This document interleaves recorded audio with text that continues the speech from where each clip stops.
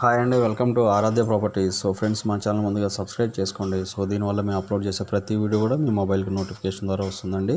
So present మనం చూస్తున్నటువంటి location వచ్చేసి మనకి ఇక్కడ ఒక 700 గజాల ప్లాటు మనకి మోయినాబాద్ కనెక్టివిటీ రోడ్లో, మనకి ఏదైతే అప్పా జంక్షన్ నుంచి 2 రోడ్స్ చేవెళ్ళ వెళ్ళే రోడ్లో మనకి అజీజ్ నగర్ అనే విలేజ్ ఉంటుందండి. సో ఈ అజీజ్ నగర్లో మనకి గార్డినియా ఫేజ్ 1, ఫేజ్ 2, ఫేజ్ 3 అని చెప్పేసి ఒక 111 జీవోలో జీపీ లేఅవుట్స్ అండి ఇవి.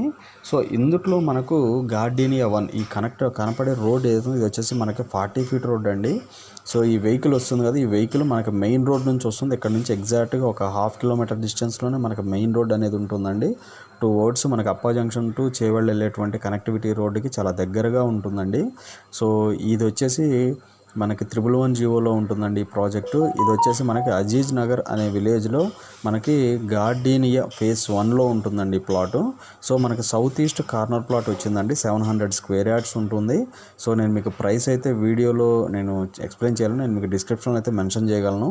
సో ఇది వచ్చేసి మనకు అప్పా జంక్షన్ నుంచి చూసుకుంటే ఎగ్జాక్ట్గా ఒక 7 కిలోమీటర్స్ డిస్టెన్స్లోనే, అప్పా జంక్షన్ నుంచి 7 కిలోమీటర్స్ డిస్టెన్స్లోనే ఈ యొక్క ప్రాపర్టీ అనేది సేల్కి వచ్చిందండి. సో ఇది మనకి మోయినాబాద్కి, ఇటు అజీజ్ నగర్కి, అటువైపు గండిపేటకి చాలా నియర్ బై ఉన్నటువంటి ప్రాజెక్ట్ అండి. సో రెడీ టు కన్స్ట్రక్షన్ అండి.